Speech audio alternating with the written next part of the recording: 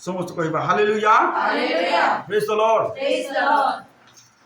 प्रभु को गौरव हो महिमा हो आस आम प्रसंग किसी वाक्य आम देखा जो परिवार जो भाई भौणी मैंने प्रभु को उपासना आराधना प्रार्थना लगी रही निश्चित भाव में से दुष्टात्मा गुड़ाक से डिस्टर्ब कर तो से प्रकार दिन मानक आम अधिक अधिक प्रार्थना करवा आवश्यक हालेलुया प्रेज द लॉर्ड तो प्रभु को गौरव हो प्रभु को महिमा हो जहाँकि आम देखु प्रभु को दास पाउल कहती प्रार्थना कर प्रार्थना विषय अनेक कथा कहते निरंतर प्रार्थना कर क्लांत न हो प्रार्थना कर कौन जागी रही प्रार्थना कर प्रार्थना लगी रह ये प्रकार अनेक कथा प्रभु को दास कहते हालेलुया तो प्रभु को वाक्य खोल मो सहित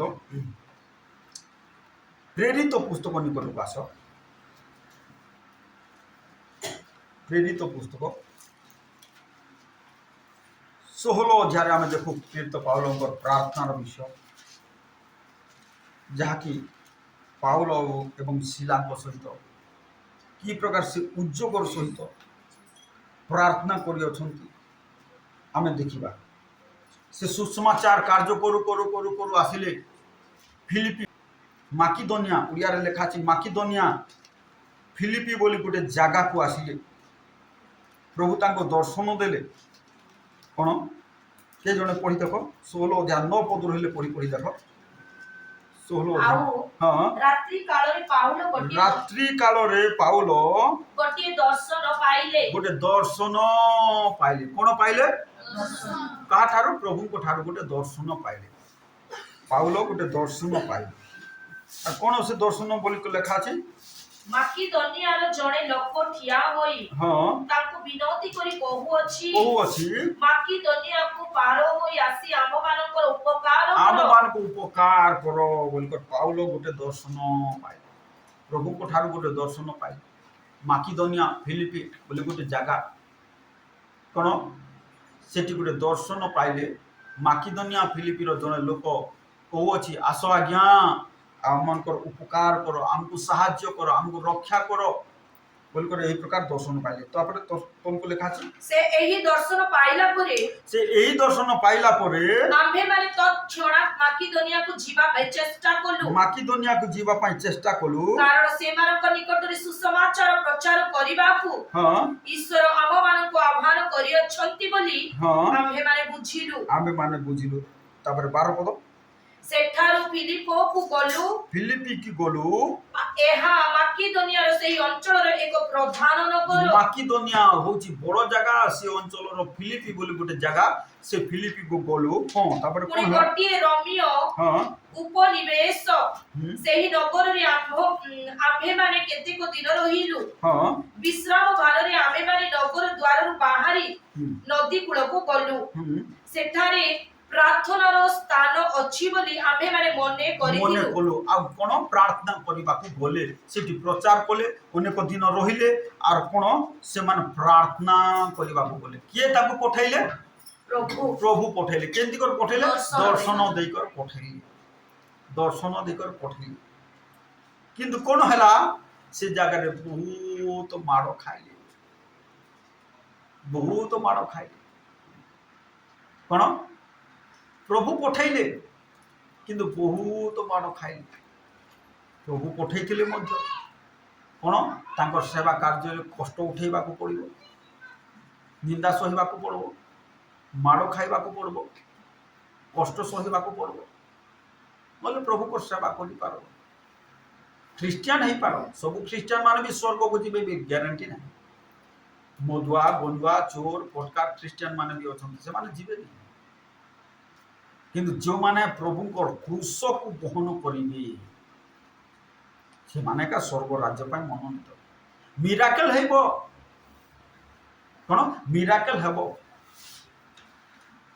मिराकल हेबो ताहा माने नुहे जदि जने जीशु को हृदय स्थान न देव जीशु को इच्छा अनुसार न चलबो स्वर्ग राज्य पाई ग्यारंटी तो प्रभु ताहा कथा कहते কোন বলি করে কহিলে পাউল আমি গোটে দর্শন পাইলু প্রভু পঠাইলে আর গলু তারপরে কোন হেলা বলি লেখা আছে এবে ফেরি আস 21 পদରୁ পড়ি পড়ি চাল ଆମ ରମଣୀୟ ଲୋକମାନଙ୍କର ହଁ ଯେଉଁ ସବୁ ରୀତିନୀତି ଗ୍ରହଣ ବା ପାଳନ କରିବା ବିଧି ସଙ୍ଗତ ନୁହେଁ ହଁ ତାହା ଏମାନେ ପ୍ରଚାର କରୁଅଛନ୍ତି। ସେଠି ଗୋଟେ ଦୋଷାରୋପ କଲେ ଗୋଟେ ମିରାକେଲ ହେଲା কোন ବହୁତ ବଡ଼ ମିରାକେଲ ହେଲା ଗୋଟେ ଭୂତ ଛାଡ଼ିଲା ଯେ ଯାହାକି ଯୋଉ ଭୂତ কোন ଭାବବାଣୀ କରୁଥିଲା আর ଅନେକ ଲୋକମାନଙ୍କୁ ଭଲ କରୁଥିଲା ଆଉ ସେ ଭୂତରୁ ରକ୍ଷା ପାଇଲା ଜଣେ আর ଯେତେବେଳେ ସେ ରକ୍ଷା ପାଇଲା ଯିଏ ସେ ତାକୁ কোন ପ୍ରତିପୋଷଣ କରୁଥିଲା ମୋର ଲାଭ ଚାଲିଗଲା ବୋଲିକରି ଏମାନଙ୍କୁ ପାଉଲ ଆଉ ସିଲାକୁ କ'ଣ କଲେ ସେମାନେ কোন ତାଙ୍କର ବିରୁଦ୍ଧରେ ଗୋଲମାଲ କରିବାକୁ ଲାଗିଲେ আর তোলকু লেখা আছে কোন কলে বলে লেখা আছে তোলকু তারপরে ସେଥିରେ ଲୋକ ସମୂହ ମଧ୍ୟ ସେମାନଙ୍କ ବିରୁଦ୍ଧରେ ଉଠିଲେ লোক সমূহ ମଧ୍ୟ ବିରୁଦ୍ଧରେ ଉଠିଲେ ତାର ଅର୍ଥ ପ୍ରଭୁଙ୍କର ଇଚ୍ଛା ଅନୁସାରେ ଚାଲିଲେ ବି ଲୋକମାନେ ବିରୁଦ୍ଧରେ ଉଠିବେ ପ୍ରଭୁଙ୍କ ଲୋକମାନଙ୍କର ବିରୁଦ୍ଧରେ ଉଠିବେ ପ୍ରଭୁଙ୍କ ସେବକମାନଙ୍କର ବିରୁଦ୍ଧରେ ଉଠିବେ ପ୍ରଭୁଙ୍କ ରାସ୍ତାରେ ଚାଲିଲେ ମଧ୍ୟ আর ইমানকর বিরুদ্ধে উঠিলে পাউল ও সিলাଙ୍କ বিরুদ্ধে উঠিলে কোন গালি কলে মারপিট কলে আর কোন কলে বলে লেখা আছে তোলকু লেখা আছে তারপরে ବିଚାରକର୍ତ୍ତା ମାନେ ସେମାନଙ୍କର ବସ୍ତ୍ର କାଢି ପକାଇ ସେମାନଙ୍କୁ ବେତ୍ରାଘାତ କରିବା ପାଇଁ ଆଜ୍ଞା বাড়ি ଦେଲେ। বেত্রাঘাত বলে বাড়িরে মারলে হ্যাঁ ସେମାନେ ସେମାନଙ୍କୁ ବହୁତ ପ୍ରହାର କରାଇଲା ଉତ୍ତାରେ ବହୁତ କେତେ ପ୍ରହାର କରାଇଲେ ବହୁତ କେତେ ପ୍ରହାର କରାଇଲେ ବହୁତ କେତେ ମାরে ବହୁତ ବାড়িରେ ମାରଲେ ଏମିତି ବାড়ିରେ ମାରଲେ ଏଠି ଲେଖା ଅଛି ତଳକୁ ଲେଖା ଅଛି ଯେ ତାଙ୍କ ଶରୀରରୁ ରକ୍ତ ସବୁ ବାହାରି ଗଲା আর কোন ক্ষত হয়ে গেল মাংস ସବୁ কটি কটি গলা এতে ସବୁ মারলে কোন পাই এମାନେ কୌଣସି ଚୋରି କରିନଥିଲେ ଡକାୟତ କରିନଥିଲେ କାହାର ଝିଅ ଭଉଣୀକୁ ଅନ୍ୟାୟ କରିନଥିଲେ কোন প্রভুଙ୍କର সেবা প্রার্থনা ବହୁତ ମାଡ଼ ମାରଲେ কোন ବହୁତ ମାଡ଼ ମାରଲେ ବହୁତ ମାଡ଼ ମାରଲେ ତାପରେ কোন ହେଲା ବୋଲି ଲେଖା ଅଛି ପ୍ରହାର କରାଇଲା ଉତ୍ତାରେ ପହରା ଆଇଲା ଉତାରେ କାରାଗାରରେ ନିକ୍ଷେପ କରି କାରାଗାରରେ ବାନ୍ଧି କରି ସେମାନଙ୍କୁ ସାବଧାନରେ ରକ୍ଷା କରିବା ନିମନ୍ତେ ହଁ କାରା ରକ୍ଷକଙ୍କୁ ଦୃଢ ଆଜ୍ଞା ଦେଲେ। ଦୃଢ ଆଜ୍ଞା ଦେଲେ ତାପରେ ଏହି ପ୍ରକାର ଦୃଢ ଆଜ୍ଞା ପ୍ରାପ୍ତ ହୋଇ ହଁ ସେମାନଙ୍କୁ ଭିତର କାରାଗାରରେ ନିକ୍ଷେପ କରି ପୁରା ଭିତର କାରାଗାରରେ ପଠାଇ ଦେଇ ସେମାନଙ୍କ ପାଦରେ ହରି କାଠ ଲଗାଇ ଦେଲେ কোন ଜେଲରେ ରଖିଦେଲେ ବହୁତ ମାଡ଼ ମାରଲେ ଖାଇବାକୁ ବି ଦେଇନାହାନ୍ତି কোন ଦିନ ସାରା କ'ଣ କରୁଛନ୍ତି ପ୍ରଚାର କରିଅଛନ୍ତି ଦିନ ସାରା କ'ଣ କରିଛନ୍ତି ପ୍ରଚାର କରିଅଛନ୍ତି ସନ୍ଧ୍ୟାରେ କ'ଣ କରିଛନ୍ତି ବହୁତ ମାଡ଼ ଖାଇଅଛନ୍ତି ତାପରେ କ'ଣ ପ୍ରଚାର କରି ସାରିଲା ପରେ କ'ଣ କଲେ ବହୁତ ମାଡ଼ ଖାଇଲେ ଏତେ ମାଡ଼ ଖାଇଲେ ଯେ କ'ଣ ବାଇବଲରେ ଲେଖା ଅଛି ବହୁତ ମାଡ଼ ଖାଇଲେ ଦୁଇ ଚାପଡ଼ା କି ତିନି ଚାପଡ଼ା ମାରିନାହାନ୍ତି ବହୁତ ମାଡ଼ ମାରିଲେ କେମିତି କରି ମାରିଲେ ବେତ୍ରାଘାତ ପଡ଼ିତା ବାଡ଼ିରେ ମାରିଲେ କ'ଣ আর କ'ଣ ସନ୍ଧ୍ୟା ହେଲା କି ତାପରେ ମାରି ସାରିଲା ପରେ ବାନ୍ଧିଲେ ପୁଣି ଆହୁରି ବାନ୍ଧିଲେ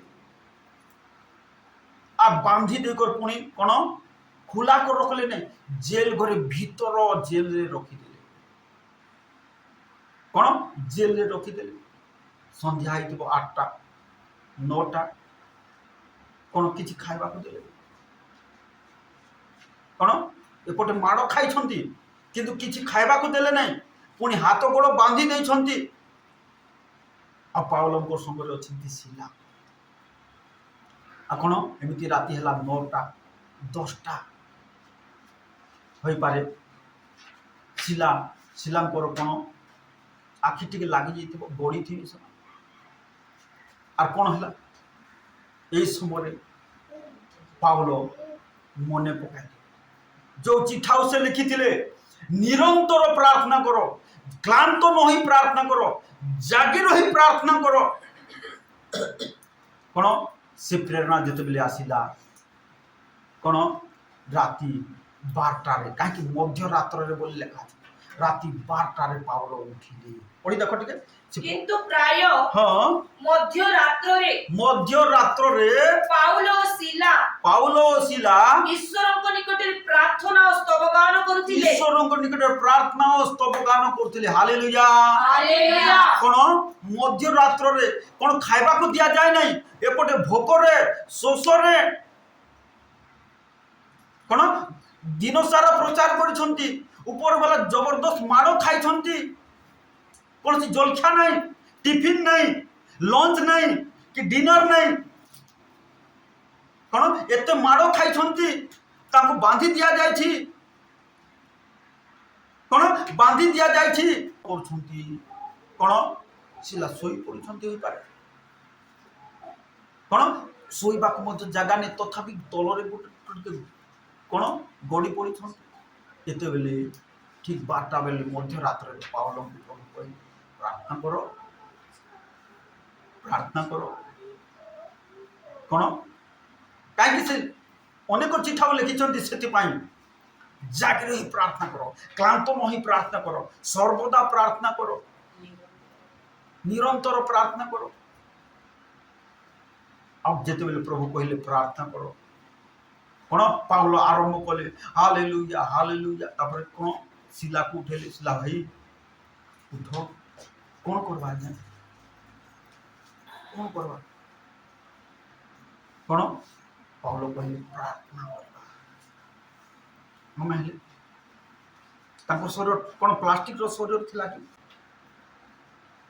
କଣ ଏତେ କ୍ଳାନ୍ତ ହୋଇ, ଏତେ ଥକି ଯାଇ, ଏତେ ମାଡ଼ ଖାଇ, କଣ କି ଆମର ଲୋକ ହେଇଥିଲେ କି ପ୍ରାର୍ଥନା କରବ, ଏତେ ମାଡ଼ ଖାଏ ଥକିଗଲେ, ଥକିଗଲେ କଣ କେତେ ମାଡ଼ ଖାଇଲେ, କେମିତି ହେଇଥିଲା ବୋଲି ଲେଖା ଅଛି। ଏଠି ଦେଖ, ପଢି ଦେଖ ଟିକେ 33 ପଦକୁ ପଢ। ଆଉ ସେ ସେମାନଙ୍କୁ ରାତ୍ରିର ସେହି ଘଡ଼ିରେ ଘେନି ଯାଇ ସେମାନଙ୍କ ପ୍ରହାରର କ୍ଷତ ସବୁ ଧୋଇଦେଲେ। ତାହେଲେ ଏତେ ମାଡ଼ ମାରିଥିଲେ ଯେ କଣ କ୍ଷତ ଦାଗ ହୋଇଥିଲା, କଟି କଟି ଯାଇଥିଲା। ଏତେ ମାଡ଼ ଖାଇକି ସେମାନେ କଣ କଲେ, ରାତି ମଧ୍ୟରାତ୍ରରେ ପ୍ରାର୍ଥନା କରିବାକୁ ଲାଗିଲେ। ତାଙ୍କୁ ଲଞ୍ଚ ଦିଆ ହେଇଥିଲା, ଟିଫିନ ଦିଆ ହେଇଥିଲା, আর কোন করছু আমি হ্যাঁ ମୁଁ ଟାଇମ୍ କି ପ୍ରାର୍ଥନା କରିବି। ପାଉଲ ବସିଲାକୁ ଦେଖ କଣ କରୁଛୁ, କି ପ୍ରାର୍ଥନା କରୁ। ଆରେ ଦୁଃଖ ସମୟରେ, କଷ୍ଟ ସମୟରେ, ଥକି ଯାଇଥିବା ସମୟରେ ଯେଉଁମାନେ ପ୍ରାର୍ଥନା କରିବେ, ସେଟା ହଉଛି ବେଷ୍ଟ ପ୍ରାର୍ଥନା। ଆରାମସେ ଖାଇ ପିଇ କରି ତ ସମସ୍ତେ ପ୍ରାର୍ଥନା କରନ୍ତି। আর ସେଥିପାଇଁ ସେ ଜାଗାରେ ଏକ ଭୂମିକମ୍ପ ହେଲା, আর ଜେଲ ଘର କମ୍ପିବାକୁ ଲାଗିଲା। ହାଲେଲୁୟା। ଖାଇକର ଆରାମସେ ସମସ୍ତେ ପ୍ରାର୍ଥନା କରନ୍ତି, ସମସ୍ତେ କରନ୍ତି, ସେଟା ଏତେ ଗୁରୁତ୍ୱପୂର୍ଣ୍ଣ ନୁହଁ। ଠିକ ଅଛି ପ୍ରାର୍ଥନା, କିନ୍ତୁ କଷ୍ଟର ସମୟରେ, ଶରୀରର କଣ କଷ୍ଟର ସମୟରେ, ଦୁଃଖ ସମୟରେ, କଣ ବେଦନା ସମୟରେ, ବଥା ସମୟରେ ଯେଉଁମାନେ ପ୍ରଭୁଙ୍କର ପାଦ ତଳେ କଣ ଆଣ୍ଠୁ ଭାଙ୍ଗିବେ, ପ୍ରାର୍ଥନା କରିବେ, ସେଥିରେ ମିରାକଲ ହେବ। আর ମୁଁ টায়ার্ড ହେଇଯାଇଛି, ଶୋଇବି, ମିରାକଲ ହେବ।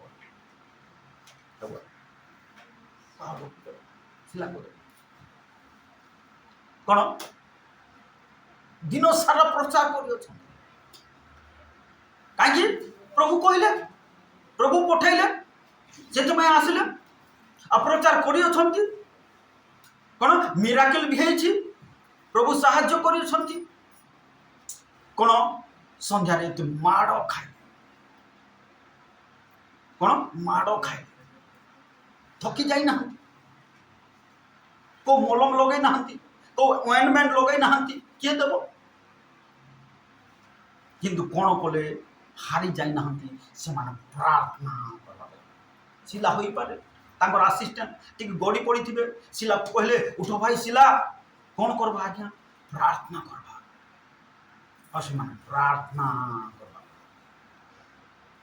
କେତେ ମାଡ଼ ଖାଇଛନ୍ତି, ଏତେ ମାଡ଼ ମାରିଛନ୍ତି ଯେ କ୍ଷତ ଦାଗ ଅର୍ଥାତ୍ ରକ୍ତ ଜମା ଜମା ହେଇ କ'ଣ ଜମି ଯାଇଛି। କ'ଣ ପ୍ରହାରକୁ କ'ଣ କଲେ, କ୍ଷତ ଦାଗ କ'ଣ କଲେ ବୋଲି ଲେଖା ଅଛି, ଧୋଇଦେଲେ। ତାର ଅର୍ଥ ରକ୍ତ ଜମା ଜମା ହେଇ ଏତେ କଷ୍ଟ ସହି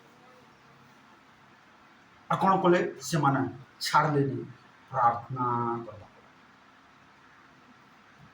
ଆମ ଲୋକ କ'ଣ ଟିକେ ଯଦି ଥକିଗଲେ ଆଉ କି ପ୍ରାର୍ଥନା କରିବା, କମଳ ଘୋଡ଼େଇ କରି ଶୋଇଦେବା, ମିରାକଲ ହେବ? ସେମିତିରେ ମିରାକଲ ହେବ। ଯେଉଁମାନେ କଷ୍ଟର ସମୟରେ, ଶରୀରର କଷ୍ଟର ସମୟରେ ପ୍ରଭୁଙ୍କର ପାଦ ତଳେ ବସିବେ, ସେମାନଙ୍କର ଲାଇଫରେ ମିରାକଲ। আর ସେଥିପାଇଁ କ'ଣ ହେଲା, ସେ ଜେଲରେ, ଯେଉଁ ଜେଲରେ ରଖା ହେଇଥିଲା, ସେ ଜେଲରେ ଭୂମିକମ୍ପ ହେଲା। ହାଲେଲୁୟା। କ'ଣ ଭୂମିକମ୍ପ ହେଲା। আর ବନ୍ଦୀମାନଙ୍କର କ'ଣ ଚେନ୍ ବନ୍ଧନ ସବୁ ଖୋଲିଗଲା। ହାଲେଲୁୟା। ବନ୍ଦୀମାନେ ଶୁଣୁଥିଲେ, ଦେଖୁଥିଲେ, ସେମାନଙ୍କ ବନ୍ଧନ ଫିଟିଗଲା।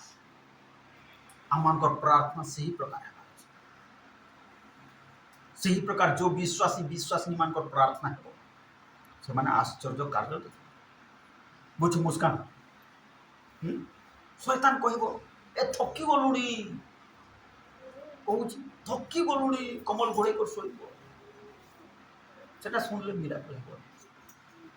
ସେ ଥକିବାର ସମୟରେ ଆଣ୍ଠୁ ପକାଇବାର ଅଛି, আর କ'ଣ ଅଧିକରୁ ଅଧିକ ପ୍ରାର୍ଥନା କରିବାର ଅଛି, ତାହେଲେ ମିରାକଲ ହେବ।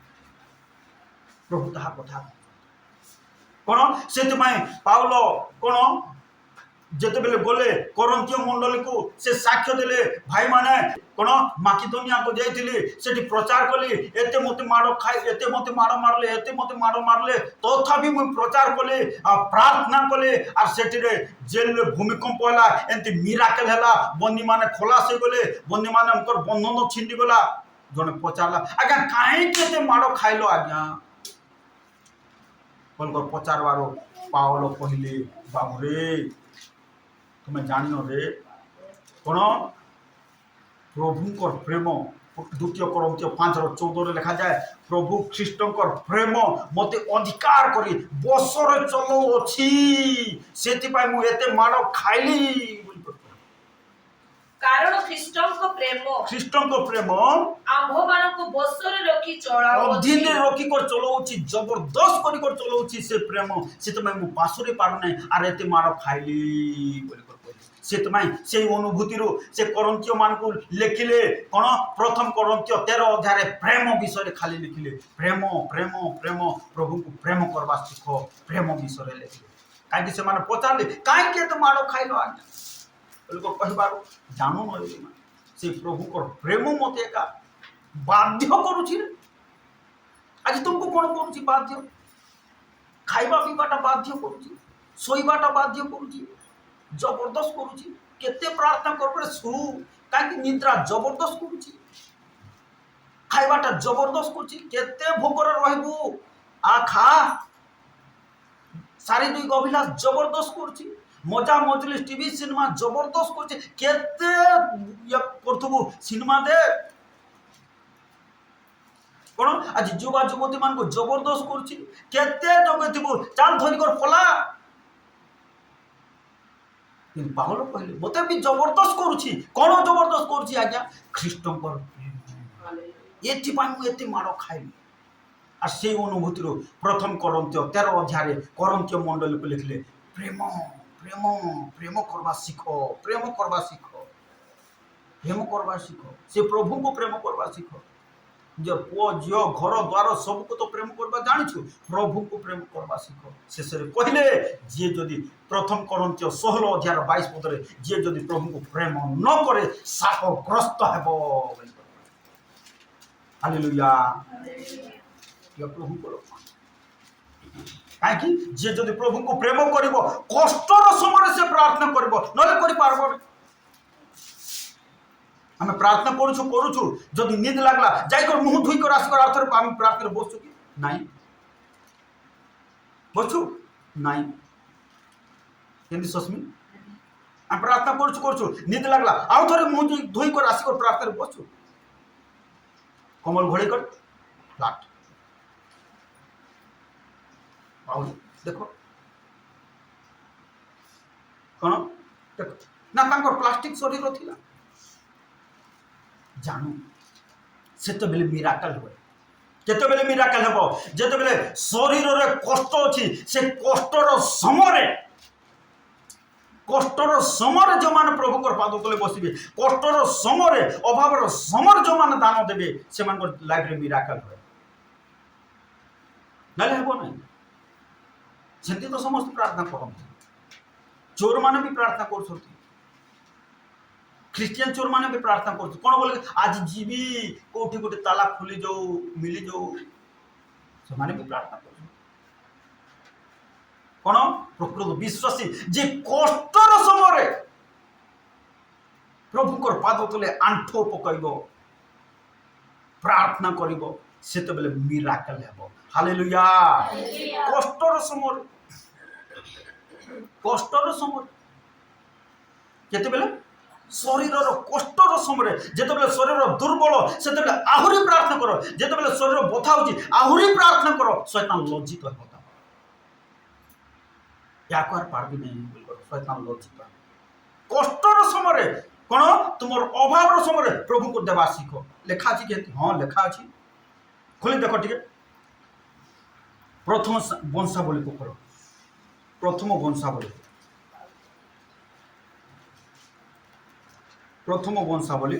22 ଅଧ୍ୟାୟକୁ ଆସ 22 ଅଧ୍ୟାୟର 14 ପଦ ପଢ଼ ଆଉ ଦେଖ ମୁଁ ଆପଣ କଷ୍ଟର ସମୟରେ ସଦାପ୍ରଭୁଙ୍କ ଗୃହ ନିମନ୍ତେ କ'ଣ ନିମନ୍ତେ ସଦାପ୍ରଭୁଙ୍କ ଗୃହ ନିମନ୍ତେ 1 ଲକ୍ଷ ତାଳନ୍ତ ସୁନା ଓ 10 ଲକ୍ଷ ତାଳନ୍ତ ରୂପା ଆଉ ଅପରିମିତ ବିସ୍ତର ପିତ୍ତଳ ଓ ଲୁହା ଆୟୋଜନ କରିଅଛି ମଧ୍ୟ କଡ଼ି ଓ ପ୍ରସ୍ତର ପ୍ରସ୍ତୁତ କରିଅଛି କେମିତି ସମୟରେ ବୋଲି କହିଲେ କଷ୍ଟର ସମୟରେ ଆଯୋଜନ କରିଅଛି କ'ଣ ଆଯୋଜନ କରିଅଛି କଷ୍ଟର ସମୟରେ ପ୍ରଭୁଙ୍କ ଦେବା ସେତେବେଳେ ତୁମର ଉଛୁଳିବ କଷ୍ଟର ସମୟରେ କ'ଣ ସେ ବିଧବା କୋଉ ସମୟରେ କଷ୍ଟ ଅନାଟନ ଅଭାବ ସମୟରେ କ'ଣ ଦୁଇ ଯାହା ଯେତିକି ଥିଲା ପକେଇଲା ବୋଲି କହିଲେ କଷ୍ଟର ସମୟରେ ପ୍ରାର୍ଥନା କରି ଦେଖ କଷ୍ଟର ଶରୀରର କଷ୍ଟର ସମୟରେ ସେତେବେଳେ ପ୍ରଭୁଙ୍କ ସାଙ୍ଗରେ ଚାଲ ଥିଲାବେଳେ ବି ଚାଲ କିନ୍ତୁ କଷ୍ଟର ସମୟରେ ପ୍ରଭୁ ମିରାକଲ କରିବେ ସବୁବେଳେ ଅବସ୍ଥାରେ ପ୍ରାର୍ଥନା କରବାର ଅଛି ଏକା କିନ୍ତୁ ପାଉଲଙ୍କ ଜୀବନରେ ଶରୀରରେ ବଥା ଏତେ ମାଡ଼ ଖାଇଛନ୍ତି କ୍ଷତ ଦାଗ ଅଛି କିନ୍ତୁ କ'ଣ କଲେ ସେଇ କଷ୍ଟର ସମୟରେ ଶୋଇପାରିଥାନ୍ତେ କିନ୍ତୁ ଶୋଇଲେ ମଧ୍ୟରାତ୍ରରେ ପ୍ରାର୍ଥନା আর কোন ঘটলা আমি অনেক থর শুনেছি জেল ঘরে ভূমিকম্প হেলা বন্দী মানে কোন শুণুলে আর জেল রক্ষক পরিবর্তন হেলে সেই রাতির একা সে বাপ্তিস্ম নেলে সেই জেল রক্ষক যে গার্ড থিলা যে ওয়াচম্যান থিলা যে যোগী থিলা সে একলা নাই তার পরিবার সমস্ত একা সে রাতির একা সে একা বাপ্তিস্ম নেই হালেলুয়া মিরাকল আর টিকে নিদ লাগলা বলে কোন সেটা শয়তান করে শোই কোন এতে মাড় খাইলে কেতে খাইলে বহুত প্রহার করাইলে বলে লেখা আছে কিন্তু কোন হেলা সে বহুত প্রহার খাইলা উতারে সে নিরাশ হয়ে গলে নাই কি ভাঙি পড়লে নাই কিন্তু কোন কলে উঠলে হইপারে শিলা নিরাশ হয়ে যাবে তাঙ্কর বিষয়ে লেখা আছে কিন্তু শিলাকে কহিলে উঠ শিলা হয়ে কোন করবা আজ্ঞা প্রার্থনা করবা আসে মানে প্রার্থনা আর তারপরে প্রভু মিরাকল হালেলুয়া কষ্টর সময় প্রার্থনা আহুরি অধিকর অধিক ভাল থিবা সময় যদি গোটে ঘন্টা করছ কষ্টর সময় আর 2 ঘন্টা যেতবেলে প্রভু মিরাকল যেতবেলে শরীর কোন ଅନିଚ୍ଛୁକ ଅଟେ, ଇଚ୍ଛା କରୁନି, ସେହି ସମୟରେ ଶରୀରକୁ ବଶରେ ରଖ। କ'ଣ? ଶରୀରକୁ ନିଜର ଅଧୀନରେ ରଖ। ପାଉଲ କହୁଛନ୍ତି ମୋର ଶରୀରକୁ ମୋର ବଶରେ ରଖୁଅଛି। ନା ହାତ କଥା ମାନୁନି? କାହାର ହାତ କଥା ମାନୁନି କି ଆଖି କଥା ମାନୁନି କି? ପାଉଲ କହୁଛନ୍ତି ମୋର ଶରୀର କ'ଣ ମୁଁ ବଶରେ ରଖୁଅଛି। ଏପାଳି ମାନି ନଥିବ କିନ୍ତୁ କ'ଣ ବଶରେ ରଖୁଛନ୍ତି ବୋଲି କହୁଛନ୍ତି। ଖୋଲି ଦେଖ ପ୍ରଥମ କରନ୍ଥୀୟ ନିକଟକୁ ଆସ, 9 ଅଧ୍ୟାୟକୁ ଆସ। ମୋର ଶରୀରକୁ ମୁଁ ଅଧୀନରେ ରଖୁଛି ବୋଲି କହୁଛନ୍ତି, ବଶରେ ରଖୁଛି ବୋଲି କହୁଛନ୍ତି। ପ୍ରଥମ କରନ୍ଥୀୟ 9 ଅଧ୍ୟାୟର 27 ପଦ। ଅନ୍ୟ ଲୋକମାନଙ୍କ ନିକଟରେ ପ୍ରଚାର କରି କାଳେ ମୁଁ ନିଜେ କୌଣସି ପ୍ରକାରେ ଅଗ୍ରାହ୍ୟ ହୁଏ, ଏଥିପାଇଁ ମୋର ନିଜ ଶରୀରକୁ କଷ୍ଟ ଦେଇ କ'ଣ ଦେଇ କୋମଲ ଦେଇ କି ତକିଆ ଦେଇ କି କୁଲର ଚଲେଇ କ'ଣ ଦେଇ କି ଖାଇବାକୁ ଦେଇ ଶରୀରକୁ କ'ଣ ଦେଇ ଶରୀର ବେଲେ ବେଲେ ମାନବନି କଥା। ଶରୀର ବେଲେ ବେଲେ ମାନବନି କିନ୍ତୁ କଷ୍ଟ ଦେଲେ ମାନବ। ପିଲାମାନେ ବେଲେ ବେଲେ ମାନବେନି କିନ୍ତୁ କଷ୍ଟ ଦେଲେ ସେମାନେ ମାନବେ। ସେମିତି ଶରୀର ବି ବେଲେ ବେଲେ ମାନବନି। କ'ଣ ପ୍ରଭୁଙ୍କର ପାଦ ତଳେ ଜବରଦସ୍ତ ବସ କଷ୍ଟ ଦେବାର ଅଛି। କ'ଣ କଷ୍ଟ ଦେବାର ଅଛି? କ'ଣ ଦେଇ? କଷ୍ଟ ଦେଇ। କ'ଣ ପ୍ରଭୁ ଆଜି କଥା କହୁଛନ୍ତି? କ'ଣ କହୁଛନ୍ତି ପାଉଲ? ଆରଥରେ ପଢ଼, ଆରଥରେ ପଢ଼। ଏଥିପାଇଁ ମୋର ନିଜ ଶରୀରକୁ କଷ୍ଟ ଦେଇ ବଶରେ ଦାସ କରି ରଖୁଅଛି। ବଶରେ ତୁମର ଦାସ, ତୁମର କଥା ମାନବାର ଅଛି। ଆଜି ପ୍ରାର୍ଥନା କରିବେ। କ'ଣ ଶରୀର ବି କଥା କହେ, ଶରୀର ବି କଥା କହେ କିନ୍ତୁ ଶରୀରକୁ କ'ଣ କରବାର ଅଛି? ଜବରଦସ୍ତ ବସେଇବାର ଅଛି। ତାହେଲେ ପ୍ରଭୁ ମିରାକେଲ କରିବେ। ହାଲେଲୁୟା। ସେତେବେଳେ ମିରାକେଲ ହେବ। ତ ପ୍ରଭୁଙ୍କର ଗୌରବ, ପ୍ରଭୁଙ୍କର ମହିମା। ଶରୀର ଇଚ୍ଛା କରବ ନାହିଁ। ଶରୀର କ'ଣ କରବ? ସୁଖକୁ ଖୋଜିବ। କ'ଣ ଶରୀର ସୁଖକୁ ଖୋଜିବ। ତ ସେଥିପାଇଁ କ'ଣ ଶରୀରକୁ ଜବରଦସ୍ତ କଷ୍ଟ ଦେଇ ଆମେ ବସେଇବାର ଅଛି ପ୍ରଭୁଙ୍କର ପାଦ। ସେତେବେଳେ ପ୍ରଭୁଙ୍କୁ ମିରାକେଲ କରିବେ। ହାଲେଲୁୟା। ତ ସେଥିପାଇଁ ଆସୁ ଆମର ମାନଙ୍କର ପ୍ରାର୍ଥନା ଏହି ପ୍ରକାର। ସେଥିପାଇଁ ପ୍ରଭୁଙ୍କର ଦାସ ପାଉଲ ଗୋଟେ କଥା କହନ୍ତି ଗାଲାତୀୟ ମଣ୍ଡଳୀରେ, ଭାଇମାନେ ଦେଖ ମୁଁ କେମିତି କଷ୍ଟ ପାଇଲି ଆର୍ କ'ଣ ଯୀଶୁଙ୍କର ଦାଗ ମୁଁ ବହନ କରି ଚାଲୁଅଛି ବୋଲି କହୁଛନ୍ତି। ଖୋଲ ଏ ଗାଲାତୀୟ ପୁସ୍ତକ 6 ଅଧ୍ୟାୟ ଆସ। ସେଠି ଗୋଟେ କଥା କହୁଛନ୍ତି। ଗାଲାତୀୟ ପୁସ୍ତକ 6 ଅଧ୍ୟାୟର 17 ପଦ ପଢ଼। ଆଜିଠାରୁ କେହି ଆଉ ମତେ କଷ୍ଟ ନ ଦିଅ ରେ ବାବୁ। ମୁଁ ଯୀଶୁଙ୍କ ପାଇଁ ଏତେ କଷ୍ଟ ସହିଛି, କେହି ମତେ ଆର କଷ୍ଟ ନ ଦେଉ। କାରଣ ମୁଁ ମୋହର ଶରୀରରେ କାହାର ଶରୀରରେ? ନିଜ ଶରୀରରେ କହୁଛନ୍ତି। ମୋହର ଶରୀରରେ ଯୀଶୁଙ୍କ କ୍ଷତ ଦାଗ ବହନ କରୁଅଛି। ଯୀଶୁଙ୍କର କ୍ଷତ ଦାଗ ବହନ କରୁଛି। ସମସ୍ତେ କହିବା, ମୁଁ ମୋହର ଶରୀରରେ ଯୀଶୁଙ୍କର କ୍ଷତ ଦାଗ ବହନ କରିବି। ସେଇଟା ପାଉଲ କହିଲେ। ଯୋଉ କ୍ଷତ ଦାଗ ପାଇଥିଲେ ଫିଲିପିୟ ମଣ୍ଡଳୀ, ଫିଲିପିରେ ପାଇଥିଲେ, ସେଟା ଗାଲାତୀୟ ମଣ୍ଡଳୀକୁ କହିଲେ, ଭାଇମାନେ କେହି ମୋର ବିରୋଧରେ ପଲିଟିକ୍ସ କରନି ରେ ଭାଇ। ମୁଁ ଯୀଶୁଙ୍କର କ୍ଷତ ଦାଗ ଦେଖ ମୋ ଶରୀରରେ ଦାଗ ଅଛି, ଲିଭିବ ନାହିଁ। କ୍ଷତ ହେଇଥିଲେ ଯୋଉ ଦାଗ ରହିବ ସେ ଦାଗ ଲିଭିବ ନାହିଁ। ସେ ଦର ପଳେଇବ, ସେ ଦାଗ ରହିବ। আর ସେଇଟା କହୁଛନ୍ତି ପାଉଲ, ଦେଖ ଯୀଶୁଙ୍କ ନିମନ୍ତେ ମୋର ଶରୀରରେ କ୍ଷତ ଦାଗ ବହନ କରୁଛି, କେହି ମୋତେ আর କଷ୍ଟ ଦିଅ ନାହିଁ। ହାଲେଲୁୟା। ଆମେ ଯୀଶୁଙ୍କ ନିମନ୍ତେ କ'ଣ ବହନ କରିଛୁ? ପାପ ଖାଲି ବହନ, ଅଧର୍ମ ଖାଲି ବହନ, ଅପରାଧ, ଅଶୁଚିତା, ମନ୍ଦତା, ହିଂସା, ଅହଙ୍କାର ବହି କରି ଚାଲୁଛୁ। ଯୀଶୁ ପାଉଲ କ'ଣ ବୋଲି କହିଲେ? ମୁଁ ଯୀଶୁଙ୍କ କ୍ଷତ ଦାଗ ବହନ କରି ଚାଲୁଛି। ଆଜି ଆମେ ଶିଖିବା ପ୍ରିୟ ପ୍ରଭୁଙ୍କ ଲୋକ କ'ଣ ଆଜି ମଣ୍ଡଳ ଲୋକମାନେ ଶିଖିବା କଥା। କ'ଣ ଏ କଷ୍ଟର ସମୟରେ ପ୍ରାର୍ଥନା କର, ଶରୀର କଷ୍ଟର ସମୟରେ ପ୍ରାର୍ଥନା, ସେତେବେଳେ ପ୍ରଭୁ ମିରାକଲ କରେ। ହାଲେଲୁୟା। সেই অনুভূতির প্রভুর দাস পাউল কলে নিরন্তর প্রার্থনা করো, ক্লান্ত নহি প্রার্থনা করো, সর্বদা প্রার্থনা করো, জাগি রহি প্রার্থনা করো বলি কর। কোন পাউল একলা এসব বিষয় লিখিছেন। হালেলুয়া। তো সেইপাই আসু সেই প্রকার প্রার্থনা, তাহলে প্রভু তোমার লাইফে মিরাকল করে। তো প্রভুর গৌরব হোক, প্রভুর মহিমা। প্রভু এই সমস্ত বাক্য দ্বারা কথা কହୁଛନ୍ତି। আসু চক্ষু বন্ধ করবা, প্রার্থনা করবা, প্রার্থনা করবা। এ বাক্য আজ আমମାନଙ୍କ প্রত্যেকଙ୍କ জীবନରେ କାର୍ଯ୍ୟ ବୁଝୁ। ମୁସ୍କାନ হ্যাঁ କେମିତି କରିବୁ? ଟାଡ଼େଲି ବୋଲି କମଲ ଗୋଡ଼େଇ ଶୋଇବୁ ନା ଆଣ୍ଠୁ ପକାବୁ? ଏ ବାକ୍ୟ ଲେଖା ଅଛି। হ্যাঁ କେମିତି କରିବୁ? ହଁ, ତାହେଲେ ପ୍ରଭୁ ମିରାକଲ କରିବେ। ତ ପ୍ରଭୁ ଆଜି କଥା କହୁଛନ୍ତି, ଆସୁ ଆମେ ଚକ୍ଷୁ ବନ୍ଦ କରିବା, ପ୍ରାର୍ଥନା କରିବା। ହାଲେଲୁୟା ରାଜା, ହାଲେଲୁୟା ରାଜା। ଆଜିର ଏ ସମସ୍ତ ବାକ୍ୟ ଦ୍ୱାରା କଥା କହିଛ ସେ ପ୍ରକାର ପ୍ରଭୁ ଆମେ ଶରୀରକୁ କଷ୍ଟ ଦେଇ ବସରେ ରଖି ତୁମର ପାଦ ତଳେ ବଶୀଭୂତ କରିବୁ। ଧନ୍ୟବାଦ ପ୍ରଭୁ। ଏ ବାକ୍ୟ ପ୍ରତ୍ୟେକଙ୍କ ଜୀବନରେ ଯୀଶୁଙ୍କ ନାମରେ ମୁଦ୍ରାଙ୍କିତ ହଉ ପ୍ରଭୁ। ସେଇ ପ୍ରକାର ପ୍ରଭୁ ପ୍ରାର୍ଥନାରେ ବଢ଼ିବୁ, ଜାଗି ରହି ପ୍ରାର୍ଥନା କରିବୁ, ନିରନ୍ତର ପ୍ରାର୍ଥନା କରିବୁ, କଷ୍ଟର ସମୟରେ ଅଧିକରୁ ଅଧିକ ପ୍ରାର୍ଥନା କରିବୁ। ତୁମେ ସାହାଯ୍ୟ କର, ଦୟା କର ପରମେଶ୍ୱର ରାଜା। ହାଲେଲୁୟା। ଦ୍ୱାର ସାଗର ପରମେଶ୍ୱର ବାପା, ଯେତେବେଳେ ପ୍ରାର୍ଥନା କରୁଛୁ ଏ ବାକ୍ୟ ପ୍ରତ୍ୟେକଙ୍କ ଜୀବନରେ କାର୍ଯ୍ୟ କରୁ, ସାହାଯ୍ୟ କର, ଦୟା କର ପ୍ରଭୁ। ସମସ୍ତଙ୍କୁ ତୁମେ ଏକତ୍ର ଆଶୀର୍ବାଦ କର ପ୍ରଭୁ। ଯେଉଁମାନେ ଆସିପାରିନାହାନ୍ତି ସେମାନଙ୍କୁ ମଧ୍ୟ ତୁମେ ଆଶୀର୍ବାଦ କର, ସାହାଯ୍ୟ କର, ଦୟା କର। সকল ବିଷୟରେ ଗୌରବ ଦିଅ।